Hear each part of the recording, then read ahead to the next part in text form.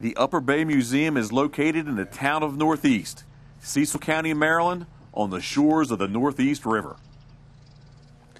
Nick, I don't believe that I've seen a double sink box before. Well, this is probably fairly rare. Of course, you know, sink boxes were, I think they were outlawed about 1933. It was a very popular way of hunting, but apparently the federal government said you killed too many ducks. Basically, you know, it's two coffins on a raft. Right. And you took it out and you unfolded the wings and put out your decoys.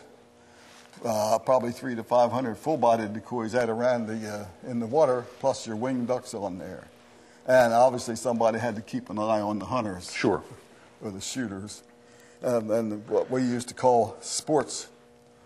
And if they didn't get the limit, then their guide got the limit for them. Well, it's funny you should mention that. When you said about somebody had to watch, I was going to say this is early on guided hunts, right? Yeah, really. Mm-hmm. And obviously it's labor intensive when you carry this thing out on a skiff and have to fold it and put all the decoys out. It's worse taking them in, though. Right. Oh, this is a collection of nets. They were, all of them were donated. Actually, most everything in here has been donated. Collection of various types of nets, shad nets and herring nets. And this is, over the last 3 or 4 years, we've added these. And here we've had the trap nets that you see up there, and then, of course, the sand table that has the demonstration of the nets. And, of course, where is our herring snatcher net? Because Northeast people were always calling herring snatchers. Dippers. Yeah, well, they were called snatchers. But they were, you can't see the dip net. I think It's right there. It's a small one over there. That was when we snatched the herring out of the creek. You know, not that I guess not that I'm that old, but I can remember on the Susquehanna. I can remember younger. Yeah, maybe when I was 10 or 12, I can remember guys with the poles and just sitting there especially in the spring, just nonstop. Right. You know, and nonstop same dipping. way it was up here at the foot of the dam. There used to be. If you go up there, that was one of the famous spots. Up there, they were snatching herring. Just, the Upper Bay, I see these ice saws, and again, kind of thinking in terms of out of the box as far as duck hunting goes.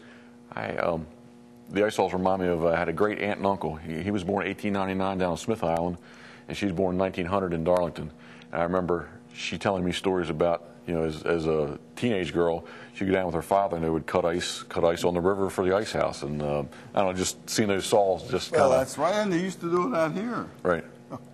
One of the things they did was cut it cut ice when it's thick enough. Obviously, save money in the operation. Yeah. This is a very unique museum. I mean, it's you do have decoys here, but I mean, this is a total history of the Upper Bay. This is a very interesting museum. Well, thank you. We've tried to make it that way. Sometimes it doesn't seem that, but we've tried that. No, you've done an excellent job. As I said earlier, this is a really eclectic collection. We are in Cecil County. Do you know with the older makers? I mean, do you know how many Cecil County carvers were there?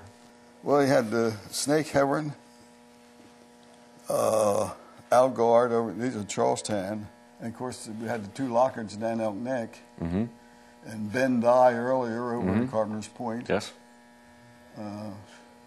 Probably half a dozen or so. Yeah. I would think. Yeah. Nick, with the gun collection you have, I see you've got a punt gun. I don't know. Have I seen any battery guns in here? We don't have any battery guns.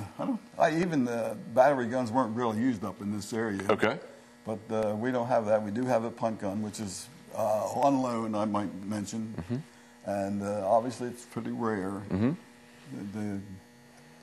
Obviously had to aim the boat, not the gun. Exactly. And they were outlawed in 1917, I think, with anything larger than a 10 gauge. 10 gauge. And of course, after that, they were still used, but mostly at night. And actually, even when I was growing up, as far as waterfowling went, the only crime was getting caught. Just getting caught. If you don't get caught, you're not breaking the law, right? That's right. Just like in the Army. Now, up here we also have the gun that Babe Ruth, that Remington that Babe Ruth used to borrow from a family when he came around here hunting. Very nice. And we have some 4-gauge and 6-gauge and 8-gauge in that collection, obviously, which are fairly rare. Mm-hmm. And I certainly wouldn't have won the Shed No. with a big kick. Nick, I appreciate your time this morning. Thank you very much. I also need to thank Dick Fox. He's the one that kind of arranged this for us, and I appreciate his efforts and his help. But again, thank you very much.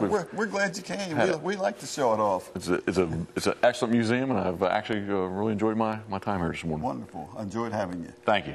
As they say, it's my pleasure. Thank you very much. Okay. Y'all come back here.